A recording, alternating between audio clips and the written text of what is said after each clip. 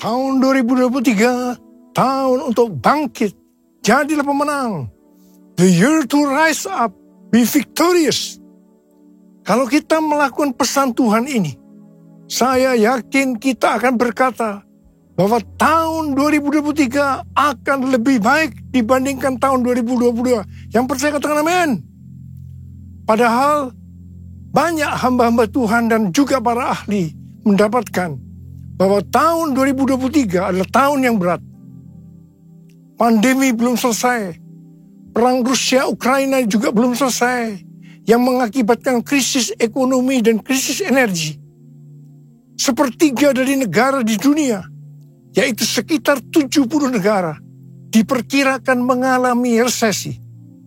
Bahkan negara yang tidak mengalami resesi, ratusan juta penduduknya merasakan seperti sedang resesi.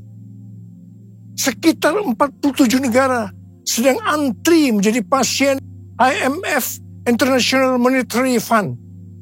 Indonesia pernah mengalami masa ini, yaitu pada tahun 1997-1998. Pastor D, seorang nabiah hamba Tuhan dari Perth, Australia, yang sudah sekitar 2 tahun menjadi pendoa syafaat saya, di mana nubuatan tajam memberikan nubuatan bahwa tahun 2023 badai dalam ukuran besar akan banyak terjadi.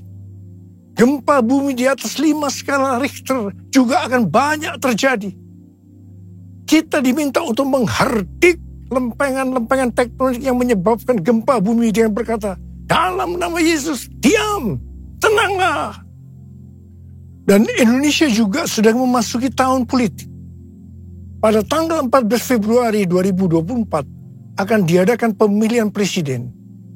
Biarlah kita berdoa untuk ini. Dengan meminta presiden yang takut akan Tuhan, nasionalis dan toleran. Cindy Jacob mewakili Apostolic Council of Prophetic Elders, yaitu Dewan Kerasulan para Tetua Kenabian, mengatakan bahwa tema tahun 2023 adalah tahun berkat melimpah dan kekacauan. Mungkin ini terkesan kontradiktif. Bagaimana kita dapat memiliki berkat yang melimpah sekaligus kekacauan? Penjelasannya adalah kita akan melihat berkat melimpah di tengah kekacauan. Kita ingat pesan Tuhan di awal tahun 2023. Yaitu meskipun keadaan tahun 2023 tidak baik, tetapi kita harus percaya bahwa tahun 2023 akan lebih baik dibandingkan tahun 2022. Apa dasar kita untuk percaya bahwa tahun 2023 akan lebih baik dibandingkan tahun 2022? Alasan pertama, sesuai dengan Ratapan 3 ayat 22 dan 23 yang berkata, tak berkesudahan kasih setia Tuhan, tak habis-habisnya rahmatnya, selalu baru tiap pagi, besar kesetiaan. Kita harus percaya bahwa kasih Tuhan selalu baru tiap pagi, selalu baru tiap minggu, selalu baru tiap bulan, dan selalu baru tiap tahun. Alasan yang kedua, sesuai dengan Ratapan 3 ayat 24 yang berkata, Tuhan adalah bagianku, kata jiwaku. Oleh sebab itu aku berharap kepadanya. Jadi kalau kita berharap kepada Tuhan, maka kita akan berkata, tahun 2023 akan lebih baik dibandingkan tahun 2022. Haleluya.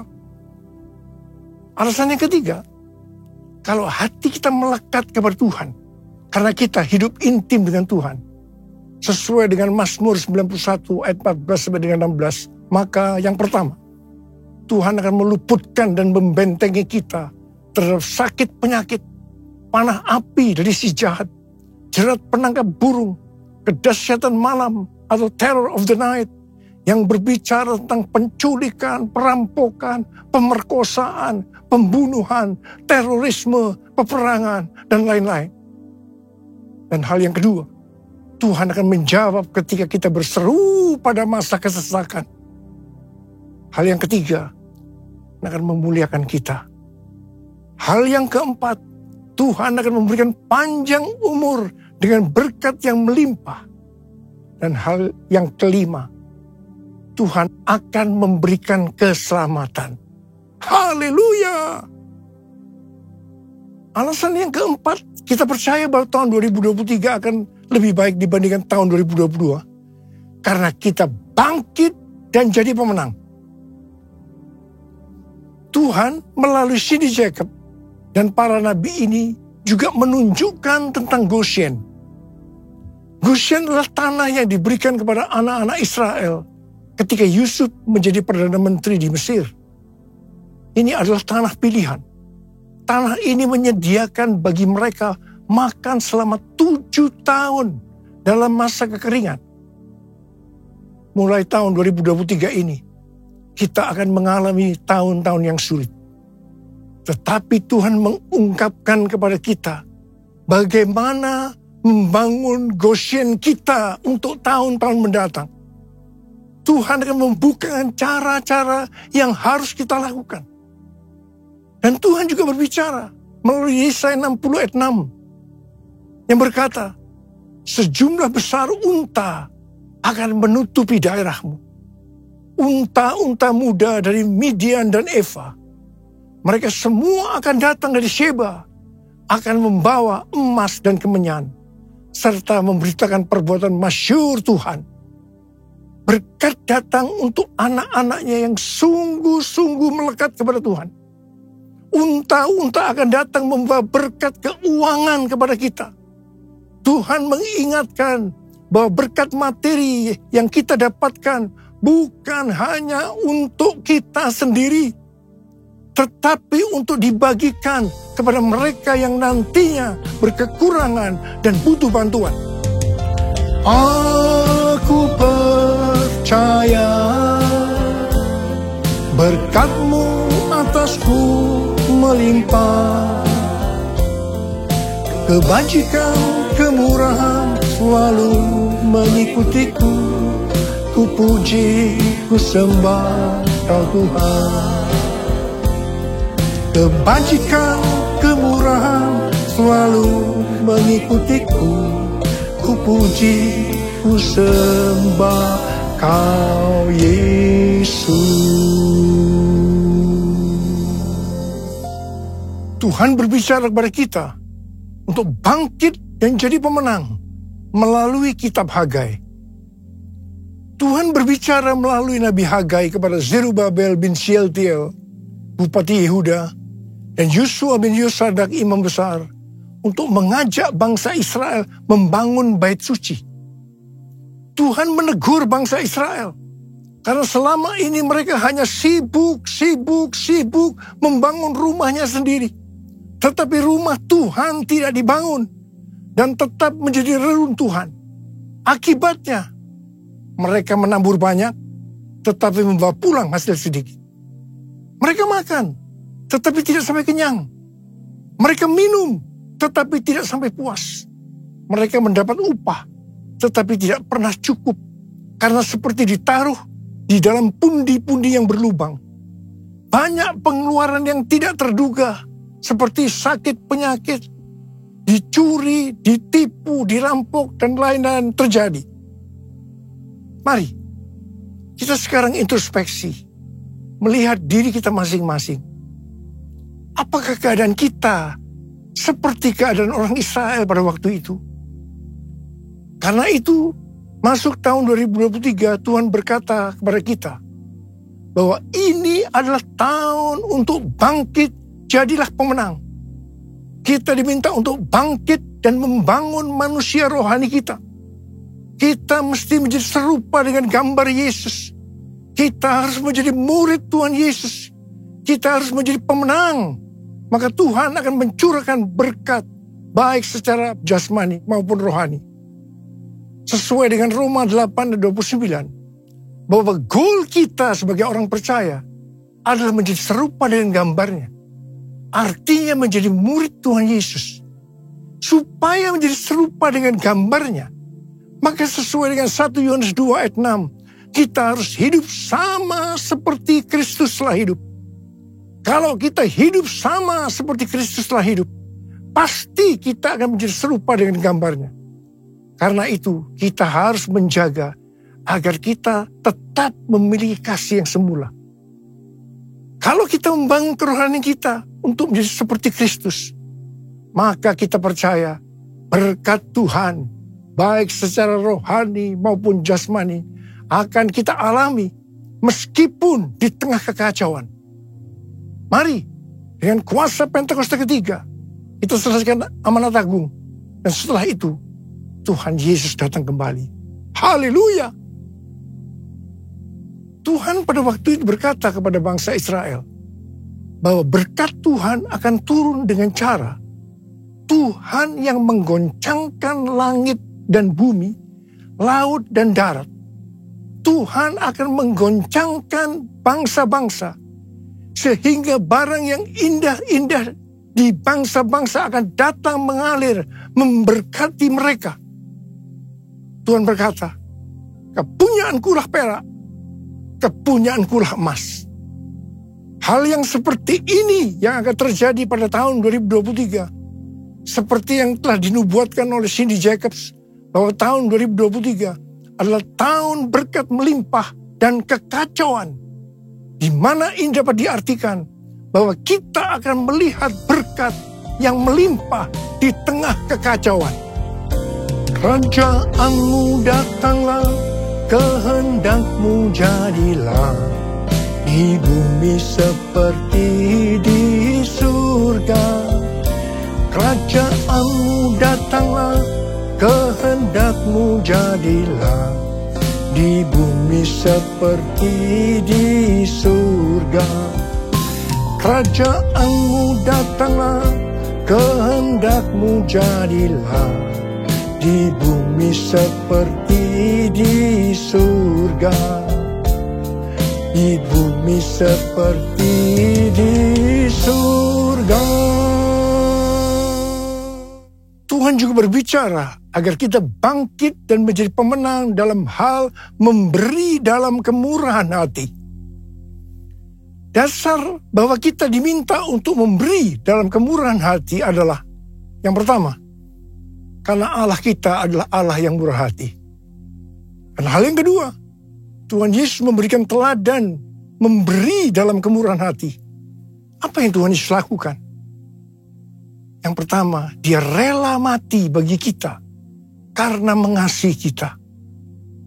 Kasih yang terbesar adalah memberikan nyawa untuk sahabat-sahabatnya. Adakah pemberian yang lebih murah hati dari memberikan nyawa? Tuhan Yesus lebih dahulu mengasihi kita.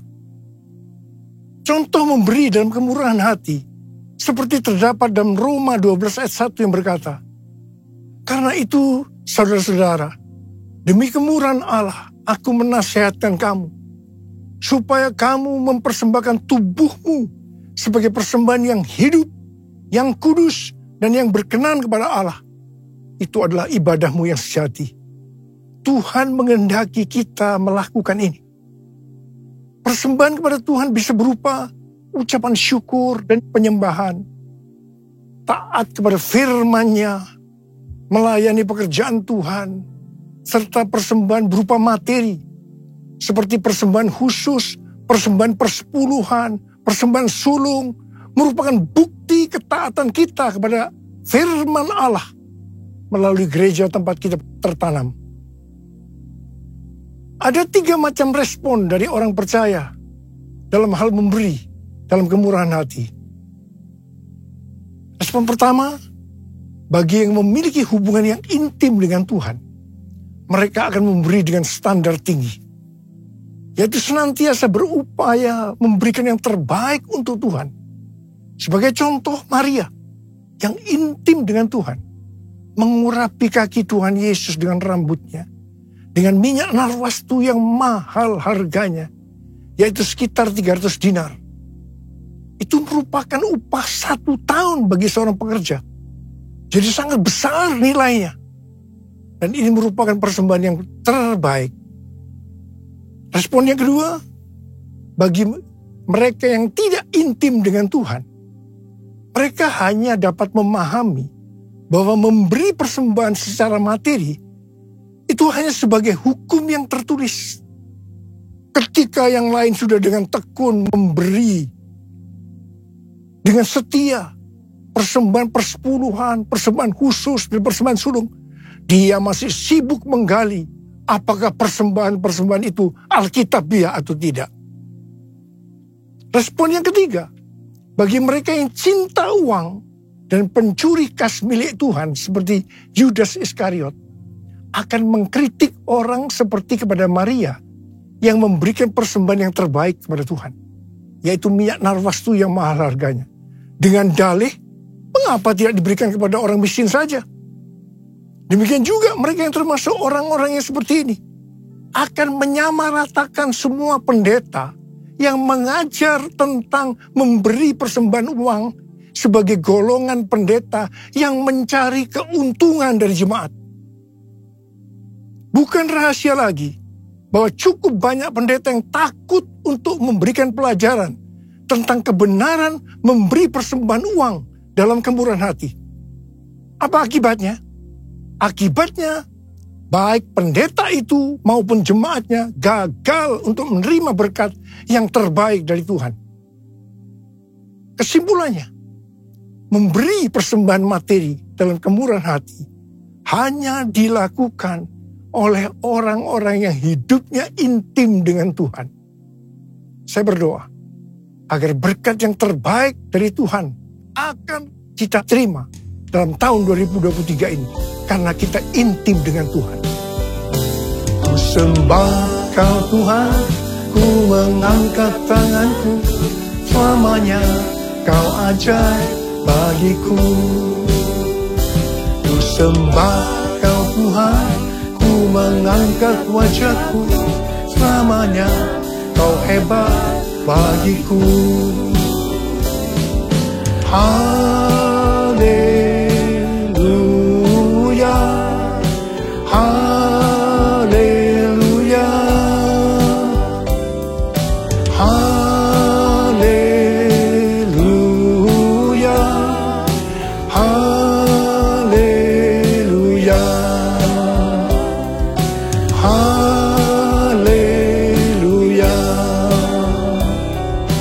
haleluya.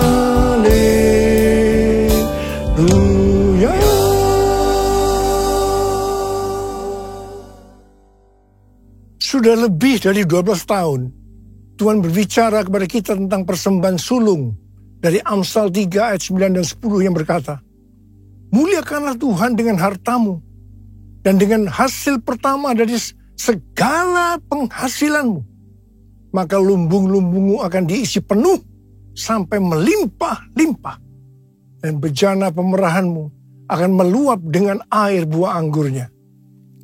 Sesuai dengan referensi dari catatan Amsal 3 ayat 9 dan 10 dari The Apologetics Study Bible dan catatan Alkitab Penuntun Hidup Berkelimpahan dari Life Application Study Bible versi Injili, maka yang dimaksudkan dengan persembahan sulung adalah hasil pertama yang merupakan hasil terbaik secara kualitas dan kuantitas. Hasil pertama dari gaji kita, bukan sisa-sisa. Persembahan sulung untuk tahun 2023 adalah seluruh penghasilan yang didapatkan pada bulan Januari 2023 yang diberikan pada bulan Februari 2023. Dalam Alkitab, Tuhan Yesus sendiri yang menyinggung tentang memberikan persembahan dari seluruh penghasilan seorang janda miskin dalam Markus 12 ayat 41 sampai 44. Pada suatu kali Yesus duduk menghadapi peti persembahan dan memperhatikan bagaimana orang banyak memasukkan uang ke dalam peti itu. Banyak orang kaya memberikan jumlah yang besar. Lalu datanglah seorang janda yang miskin, dan ia memasukkan 2 peser, yaitu 1 duit. Maka dipanggilnya murid-muridnya dan berkata kepada mereka, aku berkata kepadamu, sesungguhnya janda miskin ini memberi lebih banyak daripada semua orang yang memasukkan uang ke dalam peti persembahan. Sebab mereka semua memberi dari kelimpahannya. Tetapi janda ini memberi dari kekurangannya semua yang ada padanya, yaitu seluruh nafkahnya. Di sini Tuhan Yesus tidak melihat besarnya jumlah persembahan, tetapi berapa persen dari penghasilannya yang dipersembahkan. Meskipun jumlah persembahan janda miskin ini relatif kecil dibandingkan orang kaya tadi, tetapi Tuhan Yesus berkata, janda miskin ini memberikan lebih banyak dibandingkan dengan semua orang kaya itu. Mengapa? Karena persembahan yang diberikan janda miskin itu adalah seluruh nafkahnya, yaitu seluruh yang dia miliki. Ini contoh memberi dalam kemurahan hati. Persembahan sulung adalah bentuk memberi dalam kemurahan hati. Ini merupakan tolok ukur yang valid untuk menguji apakah kita memberi dalam kemurahan hati. Persembahan sulung diberikan dengan kerelaan hati dan ucapan syukur, bukan karena paksaan. Sekali lagi, bukan karena paksaan. Amsal 11 ayat 24 dan 25 berkata, ada yang menyebar harta, tetapi bertambah kaya. Ada yang menghemat secara luar biasa, namun selalu berkekurangan. Siapa banyak memberi berkat, diberi kelimpahan. Siapa memberi minum, ia sendiri akan diberi minum. Tahun 2023 adalah tahun untuk bangkit. Jadilah pemenang dalam hal memberi dalam kemurahan hati. Kita akan berkata bahwa tahun 2023 akan lebih baik daripada tahun 2022. Kita akan mengalami berkat yang melimpah meskipun dunia mengalami kekacauan. Haleluya! Perbuatannya besar, perbuatannya besar, perbuatannya besar, pujilah namanya, pujilah Tuhanku dengan segenap hatiku, pujilah namanya, pujilah Tuhanku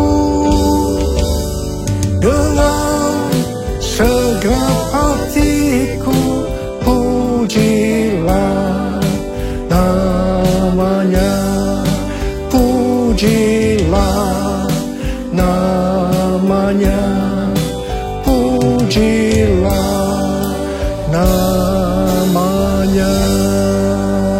Mari angkat tangan saudara, angkat tangan kita, sembah dia. Kita berbahasa roh saat ini. Berbahasa roh, berbahasa roh, berbahasa roh.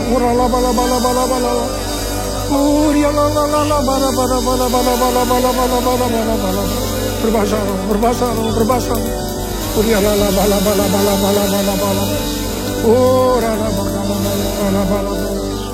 Kamu berdoa buat anak-anakmu yang angkat tangan di hadapanmu saat ini, Tuhan. Ajarlah kami memberi dengan kemurahan hati. Hamba-Mu percaya kalau kita melakukan itu, berarti kita bangkit dan jadi pemenang.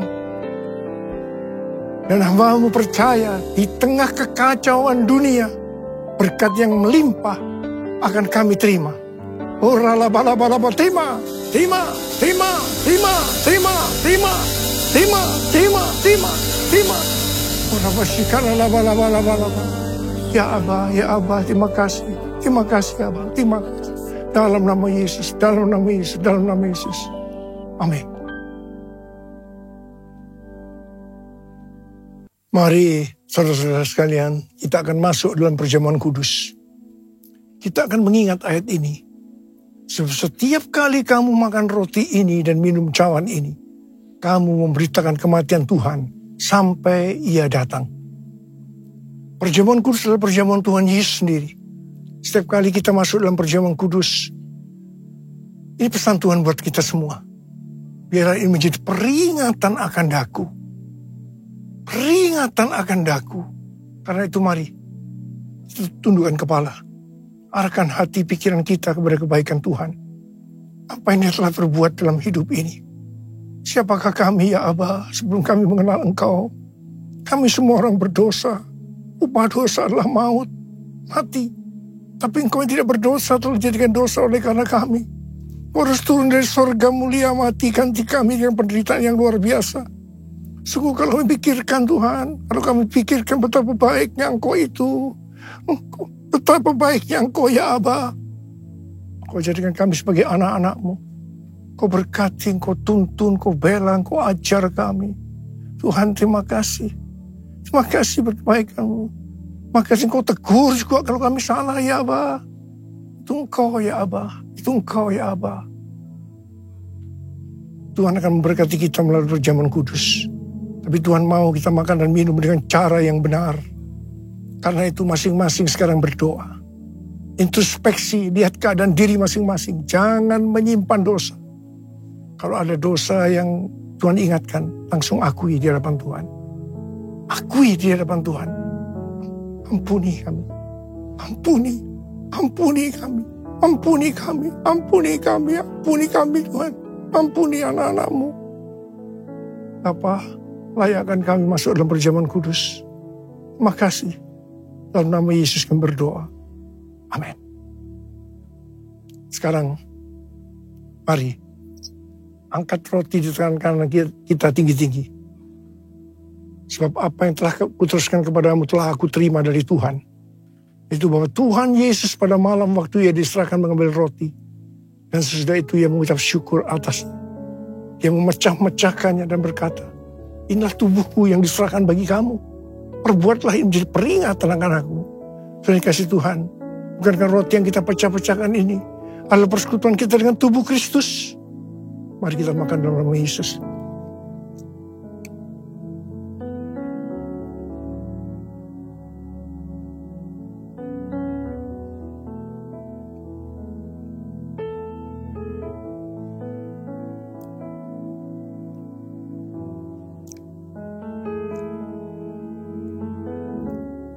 Sekarang angkat cawan di tangan kanan kita tinggi-tinggi. Bukan juga yang mengambil cawan sudah makan lalu berkata, cawan ini adalah perjanjian baru ini mencerahkan oleh darahku. Perbuatlah ini setiap kali kamu minumnya menjadi peringatan akan aku. Sudah dikasih Tuhan. Bukankah cawan pengucapan syukur yang atasnya kita ucapkan syukur adalah persekutuan kita dengan darah Yesus. Mari kita minum dalam nama Yesus.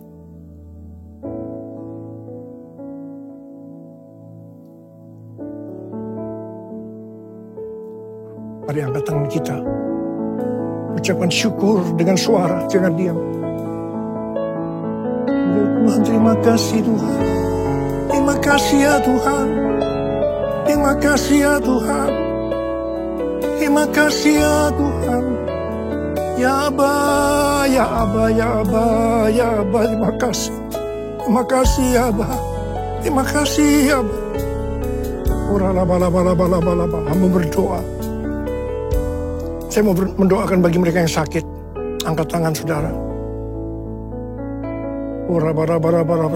Tuhan, Kau melihat tangan yang terangkat. Mereka membutuhkan pertolongan Tuhan. Mereka sakit.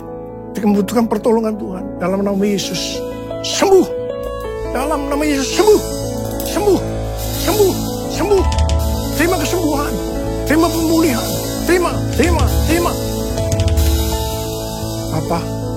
Urapi kami ya Abah. Terima pengurapan Tuhan. Terima.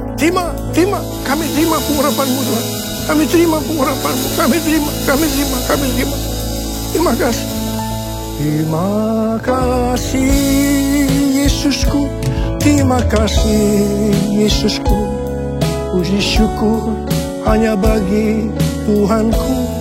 Terima kasih Yesusku. Terima kasih Yesusku.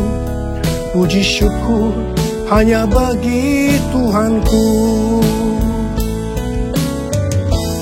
Terima kasih Yesusku. Terima kasih Yesusku. Puji syukur hanya bagi Tuhanku. Terima kasih Yesusku.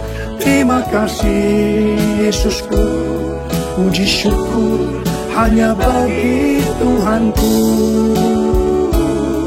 Puji syukur hanya bagi Tuhanku. Puji syukur hanya bagi Tuhanku.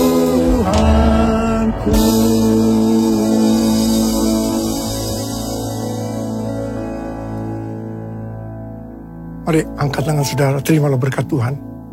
Kasih karunia yang berlimpah-limpah daripada Allah Bapa dalam Anak yang tunggal Yesus Kristus. Persekutuan yang manis dengan Roh Kudus menyertai saudara sekalian mulai hari ini. Sampai Tuhan Yesus datang menjemput kita di awan-awan. Dan bahkan sampai selama-lamanya. Yang percaya bersama-sama katakan, Amin.